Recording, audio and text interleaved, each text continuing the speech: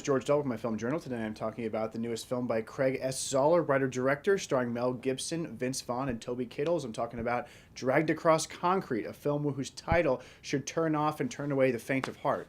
And if you've seen any of Zoller's previous films, specifically Brawl in Cell Block 99, the title Dragged Across Concrete might conjure up images of Vince Vaughn's character in that film stepping on the head of an unfortunate villain and shoving his face across the ground until it peels off of his own head and his skull is revealed. That should give you an idea of what you're in store for here with a Craig S. Zoller film, and this movie is no different. In fact, it is maybe even more brutal than the films that came before it.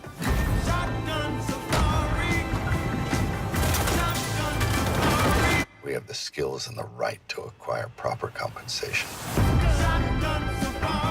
Every one of Zoller's films that I've watched, be it Bone Tomahawk, his revisionist Western cannibal film starring Kurt Russell and Patrick Wilson, or Brawl in Cell Block 99, the sort of pulpy crime fiction story starring Vince Vaughn, every one of them has had an instance of horrific violence that has absolutely stuck with me and lodged itself in my brain like a horrible fungus, something that just won't come out, because he is a master manipulator of coming up with hideously violent scenarios that actually always do somewhat serve the plot, and they work they're even more excruciating because they're not like some Saw where throwaway characters are like tortured and murdered and you're kind of like, God, this is just excessive.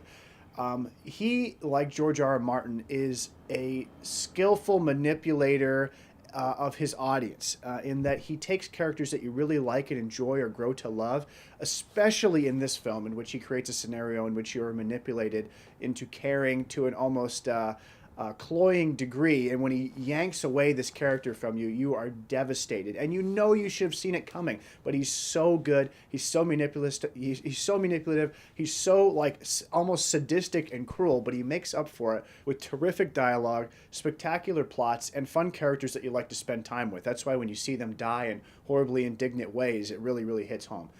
Dragged Across Concrete is the story of Mel Gibson and Vince Vaughn. They're buddies. They're cops. We touch on a little bit of a topical political issue in which Vince and Mel Gibson treat a Hispanic prisoner terribly. They step on his face. They kind of beat him around. They're kind of being assholes. Police brutality, and they get caught on film, and they're suspended. And Mel Gibson returns to his home to find that his wife with MS is struggling to make ends meet, and well as his daughter is being harassed by minority movement into their neighborhood. And I don't just say that as my own bias. The film explicitly makes this the case. The idea that we do sort of sympathize with these cops when they speak to Don Johnson, who's our overseer, they even touch on the idea, and it feels like almost a little bit of a spiel from right wingers that I've heard, is that basically, hey, nobody understands that we, the cops, have to do this hard job, and they don't get the context of us pushing around and bullying our suspects. Okay, they don't get it. And so in this new PC age of culture, we have to be suspended without pay, right? And through the film, we get the idea that there's some unfairness here, that the culture is not giving these guys a fair shake. And Mel Gibson's character believes this also, because he decides to hatch a plan. He catches wind of guys that are about to rob a bank, and his idea is to rob the robbers, take some money for some dirtbags, and get some honest compensation, as he refers it to. He ropes Vince Vaughn into his plan. Vaughn, he wants to make a more satisfying life for his girlfriend, wants to be able to afford a nice ring for her, and he also feels a little bit of allegiance towards Gibson, so he throws his lot in with him, and they begin what seems to be just like a typical stakeout of any ordinary crime, and we get fun banter back and forth with them, and we really start to get to know them and like him.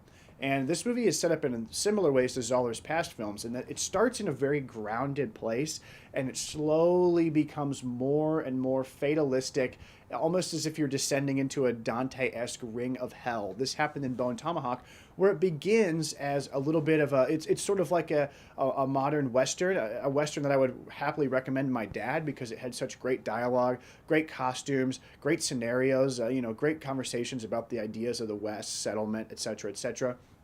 It was also very fun.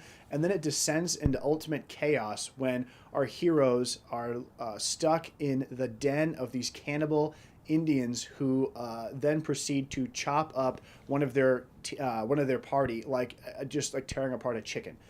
And it is horrifying. The same thing happens in Brawl in Cell Block 99. What starts out as a regular sort of prison drama film in the vein of anything with Clint Eastwood, Escape from Alcatraz, etc., becomes a journey into hell when Vince Vaughn is escorted off to a sort of Orwellian-esque prison helmed by Don Johnson that looks like so draconian and unbelievable. It's almost like a Hieronymus Bosch creation, right? It's absolutely insane. And there's no exceptions here, though it is peppered throughout that we have horrifying sadists as our villains. They look almost like villains in G.I. Joe or in a James Bond film.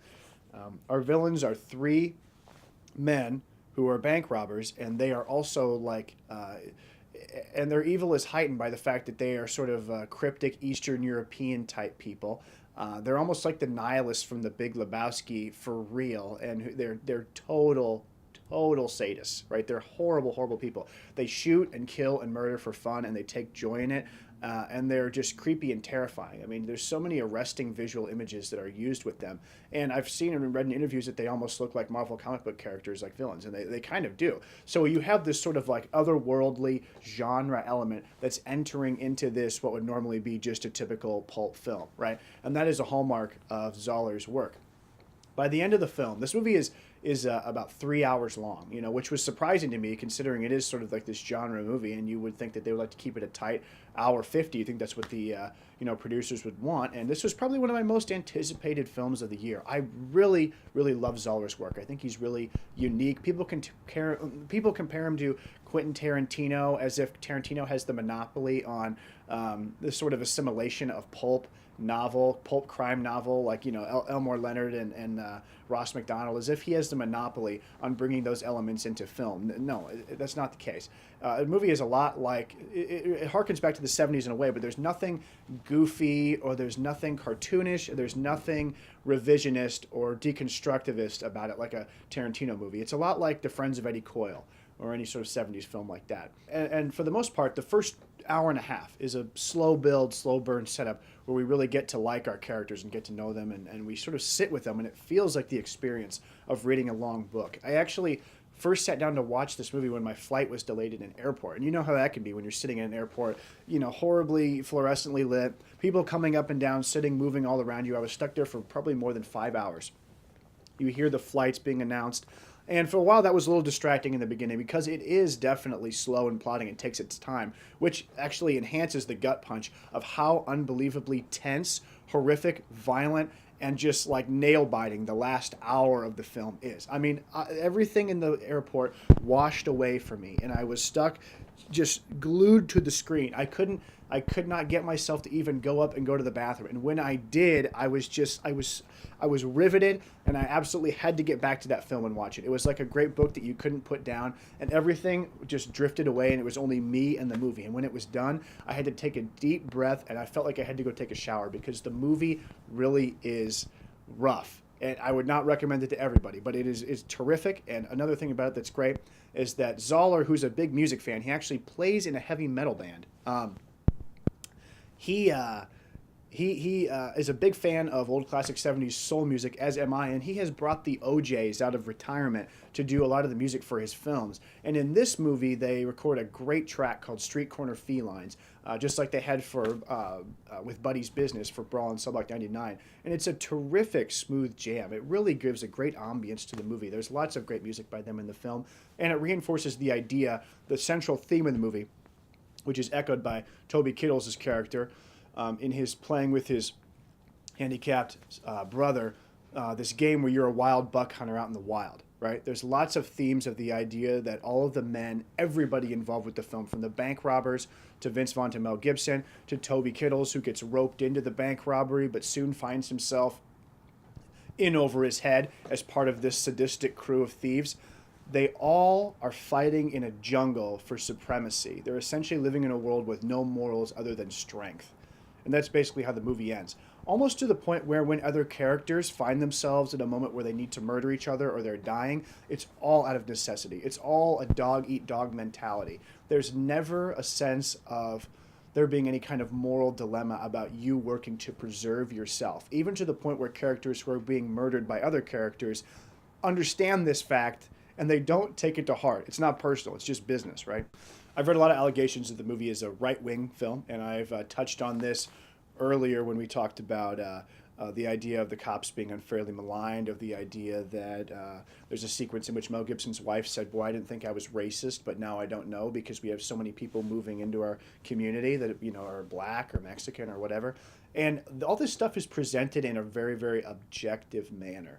And I don't think the film is necessary. I mean, look, I can see what they're talking about, that there is a sort of right-wing tinge to Zoller's thinking that he cannot help but keep out of his films. We see this too in Brawl in Cell Block 99. He has a large deference towards the plight of the police and the idea of making films that are unapologetically masculine about men going out into the wild and taking what's theirs to care for their family. They're not really very community-oriented movies, right? This not so much about the collective, about the community as a whole. It's always about self-preservation, except for in the case of Bone Tomahawk, which is a movie which is about a town uniting to go off and fight evil and protect its borders. But even then, if you follow John Carpenter's idea of what the liberal horror film is, it's always an introspective terror that's plaguing the film, whereas a conservative one, it's always the enemy at the gates, which would very much apply to Bone Tomahawk. I love Craig S. Zoller. I've read interviews with him. He plays very coy about this idea. Obviously, he's allied himself with Vince Vaughn and Mel Gibson, and Vaughn is a noted libertarian, and Mel Gibson is a conservative as well. Has had his own share of controversies regarding the most extreme interpretations of what right wingers care about, i.e., they're very mad at Jews, etc. Blah blah blah. But Zoller plays very coy about this. He doesn't really care what you think about his films. He's not intentionally trying to infuse them with a political message. I could see, though, how he is a filmmaker in the vein of like Clint Eastwood or John Milius, and that he has sort of those manifest destiny right-wing sympathies. And for the most part, I think that's a unique vision to bring to a movie. And this is a tough-as-nails, hard-edged flick. I really dug it. I guess you could say it's a little long, and sometimes I felt the length, but but really, I mean, once you get to that last hour and a half, which is essentially like a siege standoff between two overturned cars firing at each other, it is brilliant. You could have dragged that film out, that ending out for a long time, and it wouldn't have bothered me. And really, it's because it is so adeptly directed, so well done, that time just flitters away, and you're absolutely involved in every single development, every single chess move in this little strategic battle that these guys are having here. And it's a terrific movie. It's got a lot of great scenes, great acting. Vince Vaughn is great again. I love seeing him in these weird types of roles.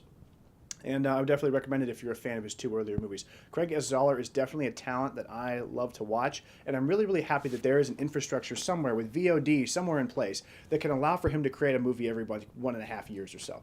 That's terrific. That is what's so great about video on demand. What's so great about a theater like the Alamo Drafthouse, which was willing to play this film for like 2 or 3 days. That's awesome. I love this new model, and Dragged Across Concrete. It's a great film. Check it out.